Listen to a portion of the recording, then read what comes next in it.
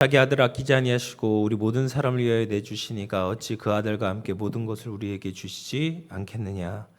살아계신 주님, 우리가 아무 자격도 조건도 아무것도 볼만한 것이 없음에도 불구하고 우리를 사랑하시고 오늘도 그 사랑으로 말미암아 주님을 예배하고 또 말씀 듣고 기도할 수 있는 이 복된 시간 우리를 인도해 주심에 감사함을 드립니다. 하나님, 이 시간 우리가 다시금 주님의 말씀 앞에 서고 주님의 음성을 듣고 다시금 우리가 나갈 방향과 살아가야 될 모습에 대해서 다시 한번 돌아보길 원합니다. 이 시간 주의 음성을 들려주시고 기도할 때 하늘문을 활짝 열어주셔서 그 기도가 모두 응답받고 하나님의 귀한 은혜를 깨닫는 복된 시간 되게 하여 주시옵소서. 시종을 주님께 부탁드리며 거룩하신 예수님의 이름으로 기도하옵나이다. 아멘. 하나님 말씀 보겠습니다. 요나서 1장 4절에서 10절입니다. 요나서 1장 4절에서 10절입니다. 구약성경 1287쪽이죠. 한 절씩 교독하겠습니다.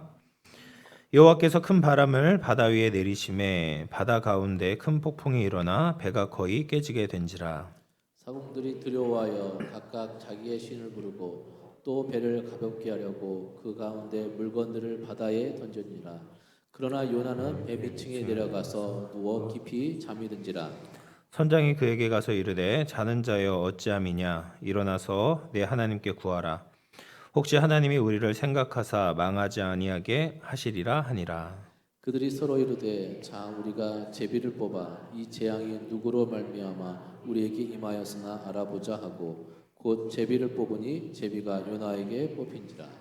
우리가 그에게 이르되 청하건대 이 재앙이 누구 때문에 우리에게 임하였는가 말하라.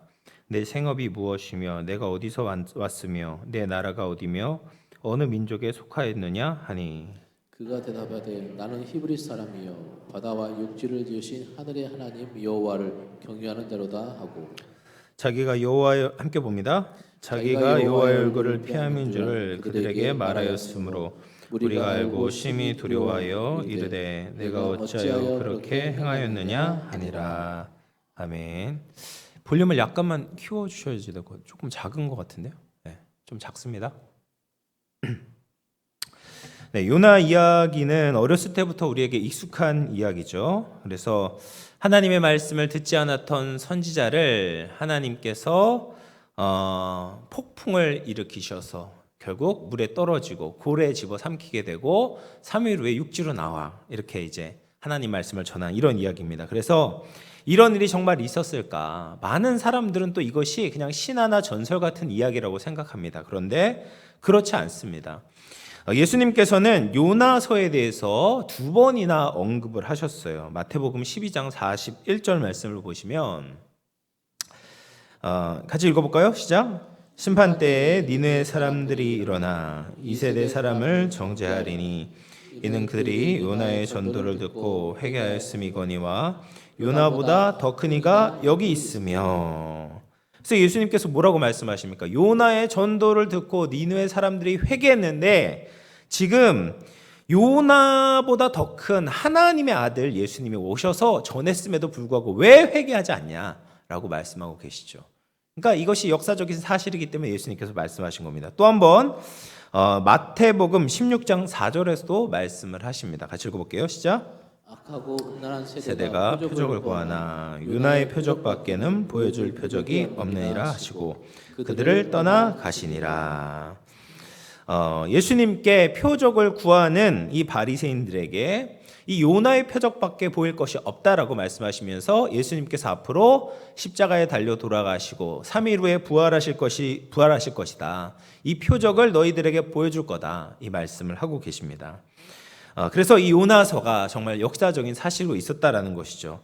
우리가 요나서를 잘 이해하기 위해서는 선지자 요나와 사역에 대해서 좀 알아볼 필요가 있습니다. 우리 읽지 않았지만 1절 말씀을 보면 요나가 누구인지 알 수 있어요. 요나서 1장 1절인데요. 같이 읽어보겠습니다. 시작. 여호와의 말씀이 아미떼의 아들 요나에게 임하니라 이르시되. 네, 성경 예언서의 특징은 뭐냐? 하나님의 말씀이 선지자들에게 임하는 겁니다. 여기에서부터 시작이 돼요. 요나 역시 하나님의 말씀이 요나에게 임하게 되었습니다. 요나라는 이름의 뜻은 비둘기라는 뜻을 가지고 있고요. 그의 아버지 아미떼의 뜻은 나의 진리라는 뜻을 가지고 있어요. 그래서 나의 진리의 아들 비둘기라는 사람이, 비둘기 얼마나 평화의 상징이고 하나님의 이제 노아의 방주 때 보면은 하나님의 메시지의 상징이거든요. 그러니까 당연히 진리를 선포해야 되는 요나가 갈팡질팡하는 모습을 보게 되는 것이죠. 이 요나 선지자에 대해서 구약 성경의 또 다른 한 군데에서 그 행적을 찾아볼 수가 있거든요. 열왕기하 14장 25절 말씀을 보면 이것도 읽어볼게요. 시작. 이스라엘 하나님 여호와께서 그의 종 아델 아미떼의 아들 선지자 요나를 통하여 하신 말씀과 같이 여로보암이 이스라엘 영토를 회복하되 아맛 어귀에서부터 아라바 바다까지 하였으니. 그래서 요나가 하나님의 종이고 가드 헤벨, 이 갈릴리 지역의 가드 헤벨이라는 곳에서 출신이었습니다. 그 출신인데 지금 여로보암 2세 때 예언을 전하게 되는데 어떤 예언을 전하냐면 아람과의 전쟁에 있어서 예전에 잃어버렸던 영토를 다시 수복하게 될 것이다, 회복하게 될 것이다 라는 예언을 합니다. 그리고 그 예언이 정말 실현되게 되는 거예요. 선지자로 부름을 받아도 이런 예언만 할 수 있다면 얼마나 기분이 좋겠습니까? 자기 나라가 잘 될 거다, 부강해질 거다, 이전보다 더 강해질 거다, 이런 예언을 한다는 것은 정말 행복한 일일 것입니다. 그래서 이런 예언을 하면서 여로보암도 좋아하고 요나 선지자도 기뻐했을 거예요. 아마 요나 선지자가 왕궁의 초청을 받아가지고 융숭하게 대접을 받지 않았을까, 이런 생각이 듭니다. 요나 마음에는 늘 이제 나라를 생각하고 나라를 사랑하는 마음이 있었겠죠. 그런데 이런 요나에게 하나님께서 새로운 사명을 주시는 거예요. 그 사명이 뭐냐면 1장 2절 말씀을 보면 너는 일어나 저 큰 성읍 니느웨로 가서 그것을 향하여 외치라. 그 악독이 내 앞에 상달되었음이니라 하시니라. 이 사명은 요나가 도저히 순종하고 싶지 않은 사명이었습니다. 니느웨라는 곳은 아수르의 수도였는데 이 아수르라는 나라는 지금 북이스라엘과 원수와 같은 나라였어요. 근데 이 니느웨에 가서 너희들의 악독을 하나님께서 다 보셨고 그로 말미암아 멸망한다라는 예언을 전하라라고 말씀을 하시는 겁니다. 이 하나님의 명령은 납득이 안 되고 하고 싶지도 않고 하기에도 두려운 사명이었어요. 우리에게 주신 하나님의 말씀 중에 우리가 좀 실행하기에 괜찮은 명령이 있는가 반면에 도저히 순종하기 어려운 그런 것들도 있습니다. 만약에 이제 저에게 있어서 하나님께서 말씀하셨어요. 3일 정도 어디 기도원 가가지고 기도만 하면서 지내라라고 하면은 저는 기쁘게 순종하면서 들어갈 겁니다. 뭐 3일이라는 기간도 뭐 그렇게 길지 않고 제 성향상 그냥 기도하는 것 자체가 저한테 이제 힐링이 되거든요. 아니 그러면 좋겠다, 이런 생각이 들어요. 그런데 저에게 홍대에 가서 사람들을 만나고 전도하라라고 말씀을 하신다면 이건 절대로 쉬운 것이 아닙니다. 왜냐하면 제 성향 자체가 시끄럽고 사람 많은 곳을 제가 싫어하거든요. 근데 그런 말을 한다면 제가 순종할 수 있을까, 이런 생각이 들었어요. 하나님의 뜻이 내 마음과 비슷해서 그것을 잘하면 우리는 내가 순종을 잘하는 사람이라고 착각을 합니다. 그런데 내 성향이 언제 드러나게 되냐면 하나님의 뜻이 내 생각과 다를 때, 하나님의 뜻이 도저히 나에게 이해가 안 될 때, 그때 비로소 내가 얼마나 완악하고 고집스러운 사람인가가 드러나게 되는 거예요.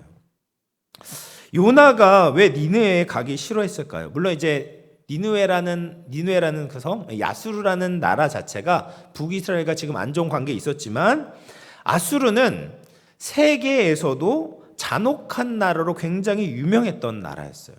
예를 들면 아수르의 어떤 왕은 상습적으로 피해자들의 입술을 뜯어내거나 손목을 잘랐다고 합니다.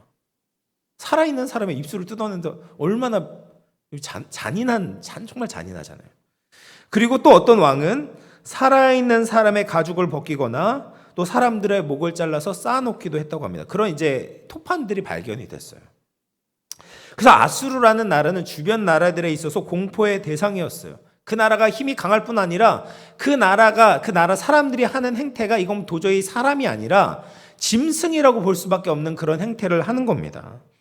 그래서 열왕기서에서 보면 북이스라엘도 다른 나라들처럼 아수르에 대해서 두려워한 마음이 있었고 조공을 바쳤던 거예요. 그런데 지금 요나에게 하나님께서 하필이면 그 잔인한 나라, 원수 같은 나라에 회개를 선포하라고 말씀을 하시는 겁니다. 요나가 그 명령에 순종하고 싶었겠습니까? 당연히 아니죠. 아무리 생각해도 요나에게 최악의 결과밖에는 올 수가 없었던 거예요. 요나가 니느웨로 가서 회개하라라고 이야기를 하다가 잘못하게 되면 아수르 사람들에게 붙잡혀서 끔찍한 죽음을 맞이할 수도 있었습니다.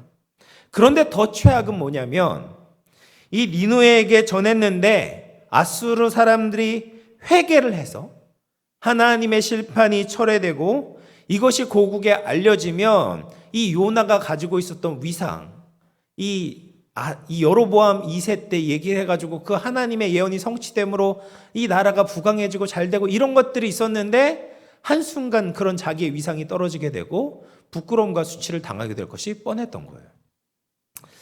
그래서 이 말씀은 요나에게 있어서 이해가 안 되고 피하고 싶은 사명이었습니다. 그래서 결국 어떻게 합니까? 요나는 하나님의 명령을 따르지 않기로 정하는 거예요. 1장 3절 말씀입니다. 다시 한번 읽어보겠습니다. 시작. 그러나 요나가 여호와의 얼굴을 피하려고 일어나 다시스로 도망하려 하여 욥바로 내려갔더니 마침 다시스로 가는 배를 만난지라. 여호와의 얼굴을 피하여 그들과 함께 다시스로 가려고 뱃삭을 주고 배에 올랐더라. 그래서 지금 짐을 꾸려서 다시스라는 곳을 가기 위해서 배를 타는 겁니다. 다시스는 구약 성경에서 세상의 끝이라고 여겼던 스페인의 항구 도시였어요. 그래서 지금 팔레스타인에서 가장 이 세상의 끝이라고 믿었던 데가 이제 스페인 끝이거든요. 그래서 바울도 이제 서바나까지 가야 되겠다 말하잖아요. 세상의 끝이 스페인이라고 생각을 했어요. 그래서 어찌 됐건 이 다시스라는 곳은 항구 도시이면서 각종 보화가 풍부한 무역의 중심지였다고 합니다. 그래서 이스라엘 요빠 항구에서부터 다시스까지 약 3,000km가 떨어져 있었다고 해요. 그래서 고대 기록에 보면 당시에 배를 타고 이 요빠에서부터 다시스까지 걸리는 기간이 거의 1년 정도가 걸렸다고 해요. 그러니까 어마어마하게 가장 먼 거리였어요. 가장 먼 거리에 있는 도시로 떠나려고 했던 겁니다. 그러면 요나는 왜 이렇게 먼 곳으로 가려고 했을까요? 3절 말씀을 보면 여호와의 얼굴을 피하려고 그 배를 탔다라고 이야기를 합니다. 그러니까 지금 팔레스타인 땅에서는 이 하나님의 말씀을 피할 수가 없다라는 거예요. 이 하나님의 강력한 임재 때문에 하나님의 명령을 도저히 거부할 수가 없는 겁니다. 그러니까 이 땅을 떠나서 더 이상 하나님의 음성이 들리지 않는 곳으로 가겠다라는 거예요. 하나님의 통치에서부터 난 벗어나겠다라는 겁니다. 하나님의 말씀을 의도적으로 일부러 잊으려고 하는 것입니다. 여러분, 하나님이 맡기신 사명에서부터 벗어나고 싶은 생각이 들 때가 있습니다. 그것은 우리 인간의 본성 안에 있는 이 죄성입니다. 세상을 둘러보면 하나님 없이 자기 뜻대로 살아가는 사람들이 얼마나 많이 있습니까? 사실 우리도 그랬던 사람들이고 여전히 하나님의 말씀에 온전히 순종하기보다는 내 생각을 따라서 하나님의 말씀과 타협하고 회피하려고 하는 것이 우리 안에 있는 죄의 DNA다라는 거예요. 하나님의 말씀과 무관하게 살았던 우리들이 이제 예수님을 주님으로 받아들이고 그분의 음성을 듣는다는 것 자체가 사실은 기적입니다. 성령님이 우리를 도와주시지 않았다면 애초에 하나님의 말씀을 들을 수가 없었어요. 그러면 그 음성을 들었을 때 우리는 어떻게 해야 되는가? 믿음을 지켜내고 사명을 감당해야 되는 것이죠. 그런데 우리가 자주 이 요나와 같이 귀를 닫고 이렇게 하나님으로부터 멀리 떠나려고 한 때가 많이 있다는 겁니다. 그래서 지금 하나님의 그 얼굴을 피해서 도망하는 요나를 붙잡기 위해서 하나님께서는 커다란 계획을 가지고 있었어요. 그냥 계획이 아니라 정말 큰 계획입니다. 그래서 1장 4절 말씀을 보시면 같이 읽어보겠습니다. 시작. 여호와께서 큰 바람을 바다 위에 내리심에 바다 가운데 큰 폭풍이 일어나 배가 거의 깨지게 된지라. 큰 바람, 이것은 하나님이 일으키시는 바람이다라는 거예요. 그 바람을 통해서 큰 폭풍, 하나님만이 일으키실 수 있는 큰 폭풍을 하나님께서 일으키시는 겁니다. 이 큰 바람과 큰 폭풍은 요나 선지자에 대한 하나님의 진노나 심판이 아니었습니다. 심판이었다면 요나 선지자가 바다에 들어갔을 때 그냥 죽게 놔두셨을 거예요. 근데 하나님께서 큰 바람을 일으키시고 큰 폭풍을 일으키신 것은 요나를 사명의 자리로 되돌리기 위한 도구로 하나님께서 쓰셨다라는 겁니다. 하나님이 이만큼 세게 치시는 이유는 요나 선지자가 그만큼 고집이 세기 때문입니다. 지금 요나 선지자가 얼마나 고집이 센지 하나님의 말씀을 듣지 않으려고 귀를 막고 어디로 가냐면 배 밑층으로 내려가는 거예요. 그리고 하나님의 말씀을 듣지 않게 해서 잠을 자고 있는 겁니다. 그런데 그를 깨운 것이 누구냐면 선장이 요나를 깨우는 거예요. 큰 폭풍이 아니었다면 잠든 영혼을 깨울 수 없는 겁니다. 사람들은 큰 고통을 마주하고 위기에 직면할 때 비로소 하나님의 사인이 무엇인가에 대해서 생각하기 시작합니다. 정말 죽음이 내 앞에 있다고 느껴질 때 하나님의 말씀을 진지하게 상고하기 시작하는 거예요. 그럼에도 불구하고 하나님이 성도를 포기하지 않는다라는 것이 은혜임을 믿으시기를 바랍니다. 만약 요나가 다시스로 무사히 도착하게 된다면 그것 자체가 저주인 겁니다. 다시 사명의 자리로 어떻게든 인도하시는 하나님이 계신 것이 우리에게 얼마나 다행한 일인지 모릅니다. 그렇게 해서 이제 선장이 요나에게 하나님께 구하라라고 이야기를 해요. 1장 6절 말씀 보시면 선장이 그에게 가서 이르되 자는 자여 어찌함이냐 일어나서 내 하나님께 구하라.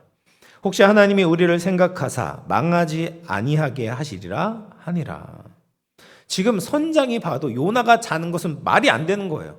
그래서 지금 선장이 오히려 내 하나님께 구하라라고 꾸짖고 있는 겁니다. 그러나 요나는 어떻게 합니까? 그렇게 하지 않고 있어요. 그럴 마음이 없는 겁니다. 왜요? 지금 하나님을 떠나 하나님의 얼굴을 피해 도망치고 있기 때문에 하나님께 구하지 않는 겁니다. 그렇게 해서 이제 배에 모인 사람들이 이 재앙의 원인을 밝히고자 제비를 뽑는데 요나 선지자가 지목이 되는 것이죠. 하나님의 얼굴을 피할 수 없는 겁니다. 아무리 배 밑바닥에 들어가도 하나님은 그를 찾아내시고 그를 다시 하나님의 말씀 앞에 세워 놓으신 거예요. 그렇다면 왜 하나님은 요나를 이렇게까지 찾아내셔서 니느웨로 보내시려고 하는 것일까요? 요나서는 하나님의 인류 구원의 역사에 있어서 성도들의 역할을 가르치고 계시는 겁니다. 하나님의 구원이 이스라엘만이 아니라 모든 나라를 위한 것임을 명백하게 가르쳐주고 계시는 거예요. 그런데 신약에 봐도 이 유대인들은 그것을 잘 받아들이지 못하고 있습니다. 그래서 사도행전 10장에 보면 사도 베드로가 고넬료의 집에 가서 고넬료에게 복음을 전하잖아요. 예수님에 대해서 전하는데 고넬료에게 성령이 임하는 것을 보고 깜짝 놀라게 되는 거예요. 신약의 제자들조차 이방인들과 유대인들은 다르다라고만 생각을 하는 겁니다. 이방인들에게 복음을 전해도 정말 자신들과 같은 하나님의 백성이 될 거라고 성령이 그들에게 임할 거라고 기대하지 않았다라는 거예요. 그러나 구약 성경에서부터 하나님은 계속해서 그 말씀을 하셨습니다. 이스라엘은 온 열방을 향한 제사장 나라로 불렀다라고 말씀하고 계시는 거예요. 그래서 출애굽기 19장 6절 말씀 같이 읽어보겠습니다. 시작. 너희가 내게 가여 제사장 나라가 되며 거룩한 백성이 되리라. 너는 이 말을 이스라엘 자손에게 전할지니라. 아멘. 제사장 나라가 뭡니까? 하나님과 이방 나라를 중재하는 중재자가 될 거다라고 말하는 거예요. 이 제사장 나라가 돼야 되는데 이스라엘 백성들이 자꾸 이 사명을 잊는 겁니다. 감당하지 못하는 거예요. 그 사명에서부터 도망치려고 하는 겁니다. 그럴 때마다 하나님은 다시 이스라엘 백성들을 책망하시는 거예요. 우리에게도 마찬가지입니다. 우리는 구원받은 성도로서 복음 밖에 있는 사람들에게 구원의 소식을 전달해야 되는 사명을 가진 자들이에요. 우리는 베드로전서 말씀과 같이 우리는 택한 족속이요, 왕 같은 제사장들이요, 거룩한 나라요, 그의 소유가 된 백성들인 거예요. 우리는 제사장 나라가 된 겁니다.